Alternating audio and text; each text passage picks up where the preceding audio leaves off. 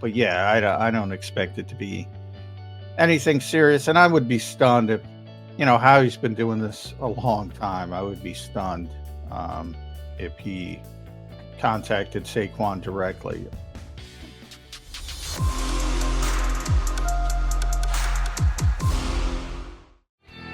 Good morning, everybody. A Monday morning for you here on Birds 365, back after a nice weekend. I hope everybody had a nice weekend, got a chance to get outside. It was nice and sunny where I was. I hope everybody had a good weekend. Johnny Mac, how was your weekend? Nice to talk to you on this Monday morning, sir. How you doing? Yeah, good. Gearing up, mini camp week. Yeah. A lot of things going on. Going to get to talk to some of the new assistant coaches this week. Most likely, and tampering might come down for the Philadelphia Eagles. They're obviously, this is the last week, so the NFL wants to get things out of the way so everybody can go on their vacations. But so keep an eye on that as well. Tampering allegations with Saquon Barkley, which I don't think should be that serious. Yeah, it doesn't seem like it'll be that serious. I mean, the Kirk Cousins one is a little bit more, seems like they'll have a bigger punishment there than the Eagles, which is kind of a shoddy story through James Franklin's press conference. So yeah, game of telephone. Yeah, right. Now I wrote on SI, there's some thoughts around the league that people are complaining and blah, blah, blah, but about how the Eagles, because the Eagles kind of pushed with the Gannon stuff and you mean with Fangio and stuff? Yeah.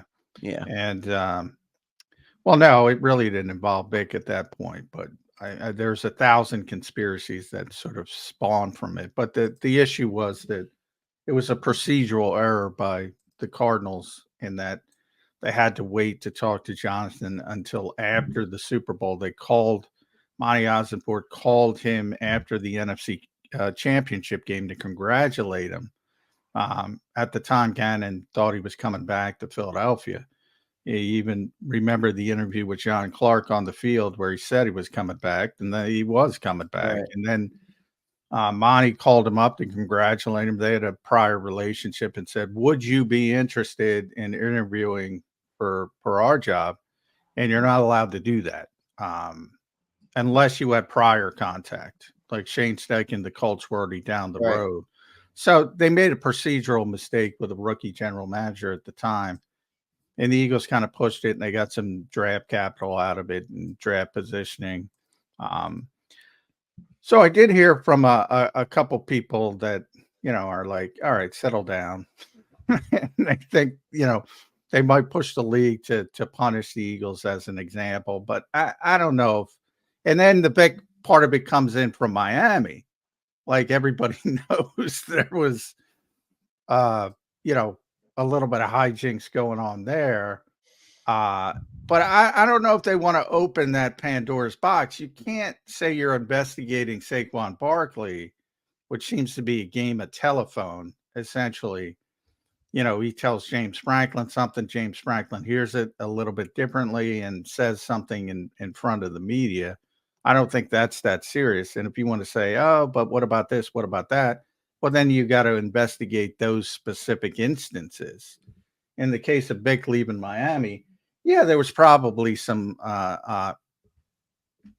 under the table, whatever you want to call it, but it doesn't seem like Miami cares because they were probably going to move on anyway. So, yeah, right. Didn't seem like it was a fit down there anyway. It was just a timing sort of thing. Both ends of that spectrum were a timing sort of thing, and that the Eagles probably should have been more patient just to make sure that all the I's were dotted and T's were crossed, and there was no even appearance of impropriety, but they didn't. They jumped right away. So we'll see. Well, I don't expect it. If it is anything, I don't expect it to be devastating by any stretch of the imagination.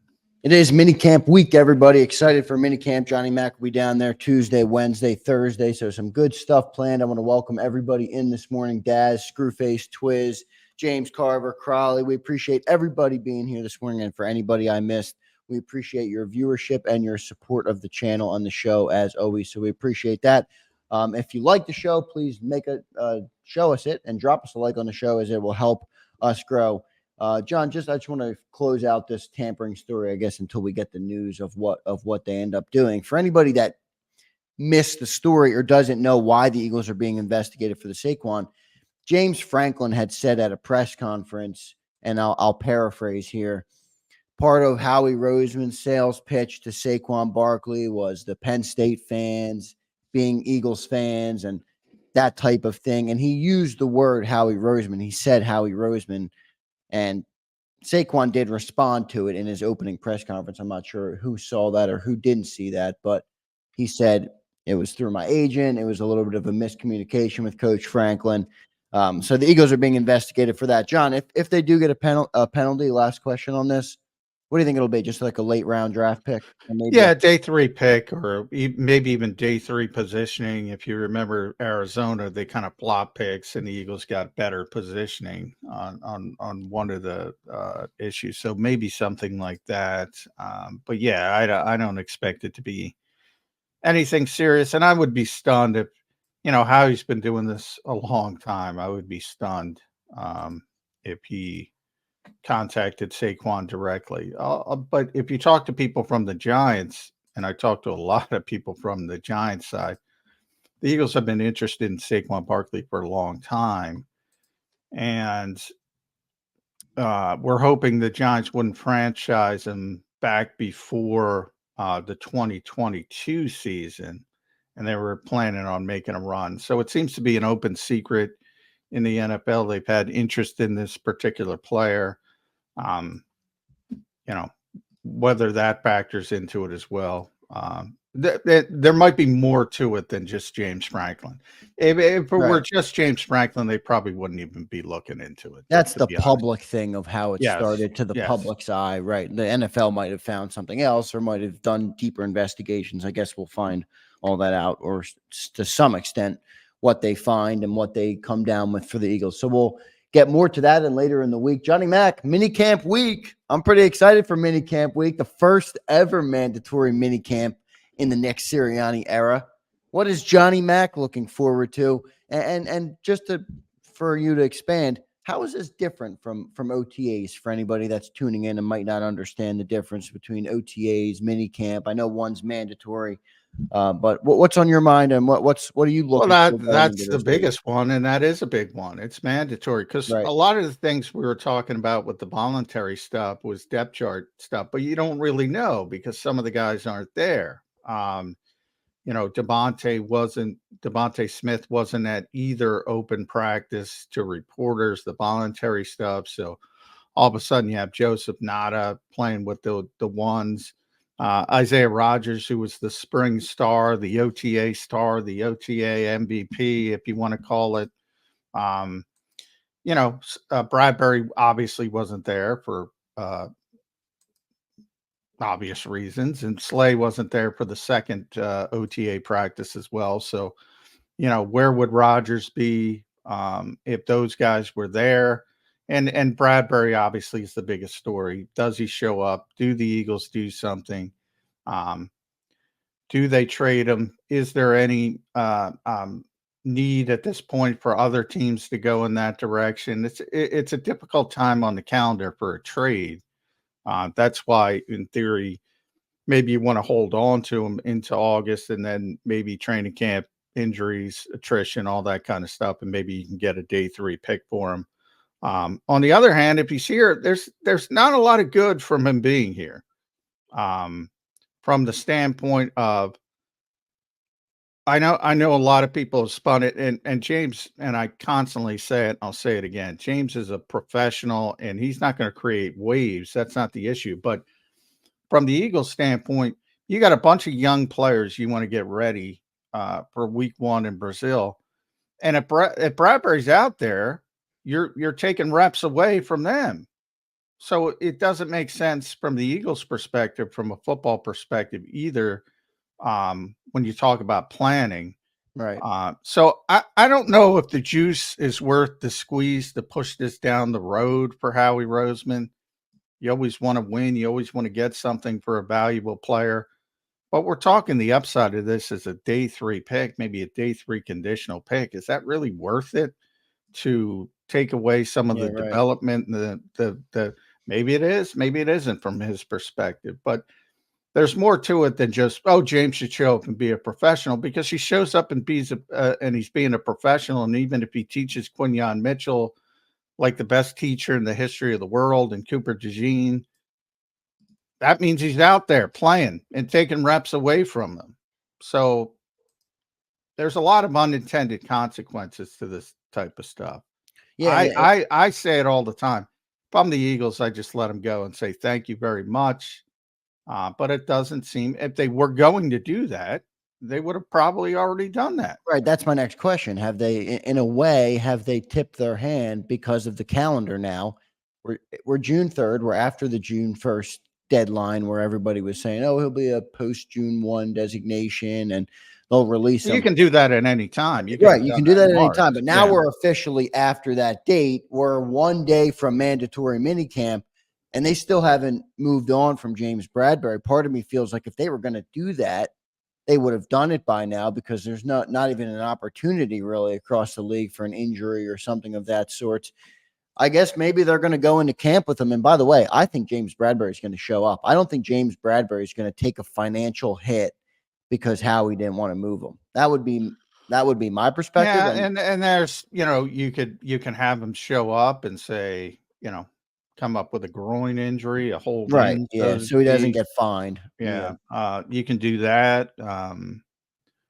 So there's a lot of ways you can handle it, but from the perspective of, the real deadline is not June 1st, it's June 4th, and that's the start of minicamp. If he's here for minicamp, that's an indication that um, the Eagles are going to hold him into the summer, which is, I don't agree with it, but it's their right. yeah, and they might do it. John, what's the expectation this week in terms of access for you guys? Are you guys going to be full availability? Are you guys going to be out there for the full practices? Maybe just limited on phones like normal, or is it a short, more brief period for the reporters to be out there? No, all minicamp practices are like training camp practices, open. The entire practice is open. You can only film for the first 10, 15 minutes. Right. No team drills or No, anything like that. no, Yeah. no. You can never can you film a team drill from it. Ironic, Well, they'll that have makes sense. Yeah.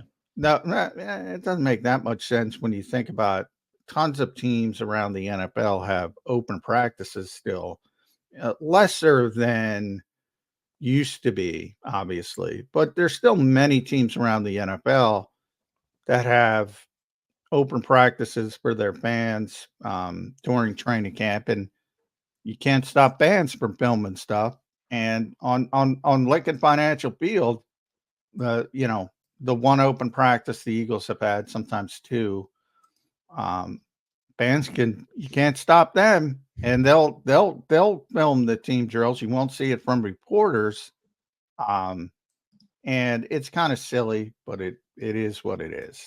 Yeah, I guess part of it is management of how big the reach will go. Somebody on Twitter might not get the same amount of reach as if every reporter's out there tweeting it, writing an article. You know what I mean? So maybe that from that perspective. But I do see what you're saying. Where Yeah. it's, Well, these knuckleheads think it's a big deal. yeah, And the Cowboys are culling through a bunch of social media and trying to find these clips.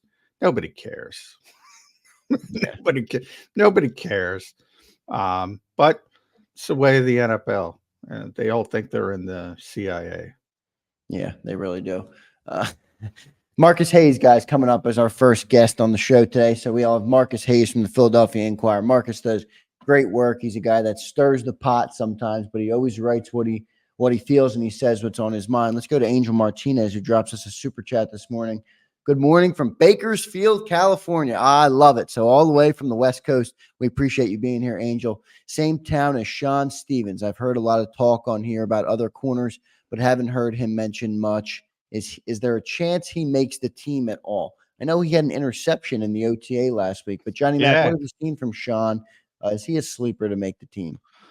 I wouldn't say a sleeper to make the team because the Eagles are so deep at cornerback, but he's certainly in the conversation for the practice squad. And he did close the practice last week, the OTA practice last week, by intercepting Tanner McKee on the final play. So it was the fourth of four interceptions for the defense in that particular practice. And so, obviously when you splash, you think about Eli Ricks and the first preseason game. Was it the first one? Whatever. The preseason game in Baltimore, where he had the pick six late in the game, and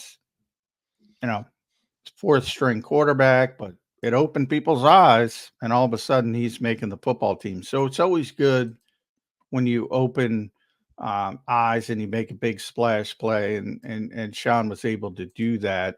Interesting, he's played some outside because he's really small, 5'9", really slight. But they had him, we're talking third team, obviously, but would project to be in the slot more than that. The Eagles are just so deep at corner with young bodies. It's going to be really tough to keep them all.